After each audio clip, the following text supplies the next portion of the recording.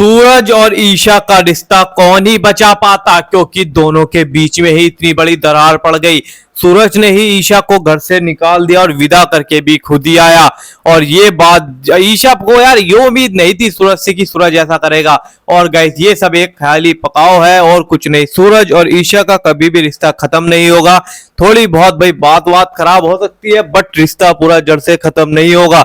सूरज ईशा का रिश्ता बहुत बड़ा एक भाई जोड़ होता है, ऐसे बन चुका है अब दोनों के बीच में। ईशा होने वाली है, अब किडनैप सूरज जाने वाला है उसको बचाने के लिए, और घर के अंदर रुकने वाली है काव्या और आरव की शादी कहानी की शुरुआत होती है।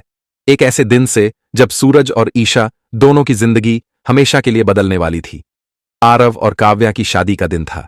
घर में रौनक थी, चारों तरफ खुशी का माहौल, ढोल की थाप पर सब झूम रहे थे। लेकिन इस शोर के बीच सूरज के दिल में एक तूफान चल रहा था। वह बार बार खुद से कह रहा था, आज मैं ईशा को बता दूंगा कि मैं उससे कितना प्यार करता हूं, चाहे कुछ भी हो जाए। दूसरी तरफ ईशा पूरी लगन से शादी की तैयारियों में जुटी थी। कभी काव्या की ड्रेस ठीक करती तो कभी फूलों की सजावट संभालती। उसे जरा भी अंदाजा नहीं था कि आज उसका और सूरज का रिश्ता एक ऐसे मोड़ पर पहुंच जाएगा जहां से लौटना मुमकिन नहीं। सूरज कई बार ईशा के पास जाने की कोशिश करता, लेकिन हर बार कुछ न कुछ आ जाता। कोई मेहमान, कोई रिश्तेदार या फिर कोई आवाज जो उसे रोक देती। सूरज बेचैन था, उसका दिल जोरों से धड़क रहा था। आखिर उसने तय कर लिया कि अब देर नहीं करनी। उसने गहरी सांस ली और पंडाल की ओर बढ़ा जहां सब लोग जमा थे। तभी उसने देखा ईशा वहां खड़ी है, हाथ में मिठाई की ट्रे लिए।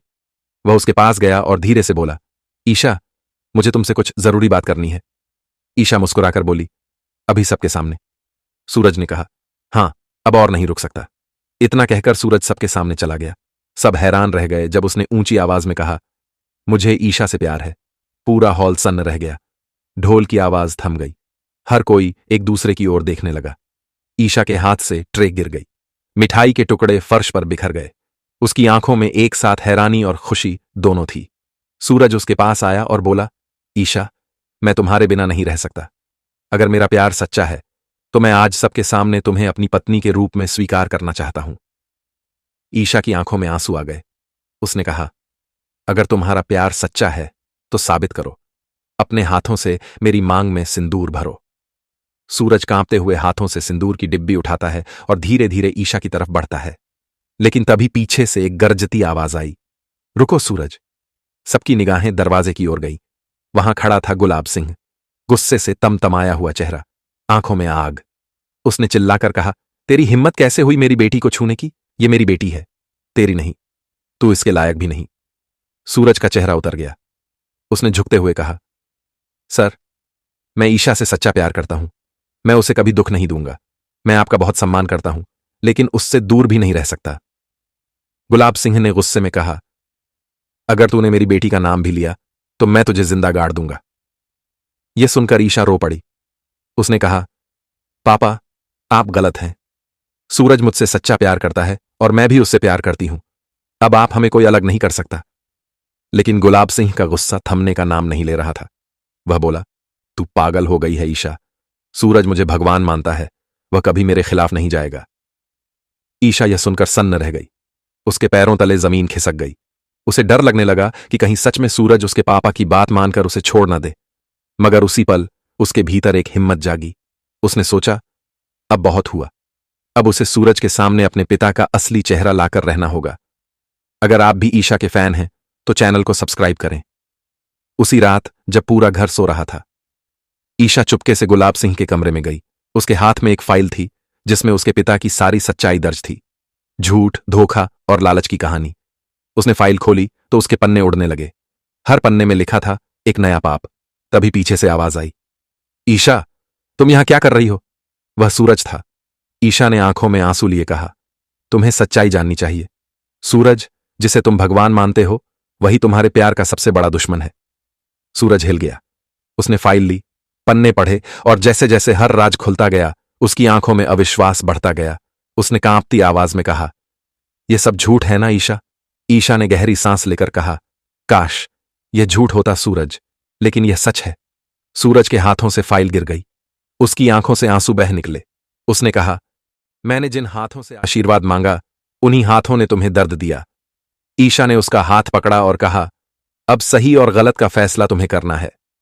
सूरज ने आंखें बंद की, उसके अंदर जैसे आग जल रही थी। सुबह जब सब लोग इकट्ठा हुए तो सूरज ने सबके सामने कहा, गुलाब सिंह, आपने मेरा विश्वास तोड़ा, आपने मुझे धोखे में रखा।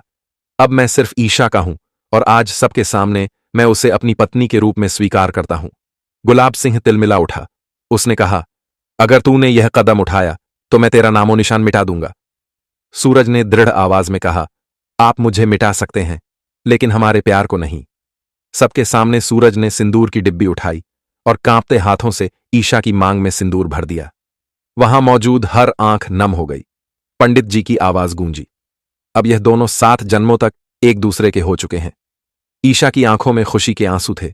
सूरज ने कहा, अब मैं तुम्हारा हूं ईशा और हमेशा रहूंगा। गुलाब सिंह का गुस्सा धीरे धीरे पछतावे में बदल गया। उसने सिर झुका लिया, आंखों से आंसू बह निकले और कहा, शायद अब समझ आया कि प्यार किसी आपकी जिद या फेवरेट ईशा संपत्ति ले नहीं। रही है बहुत ही बड़ा फैसला, सब कुछ करने वाली है एक तरफ और दूसरी तरफ और कुछ। ईशा और सूरज में दोनों में बनने वाला है गाइस गहरा रिश्ता।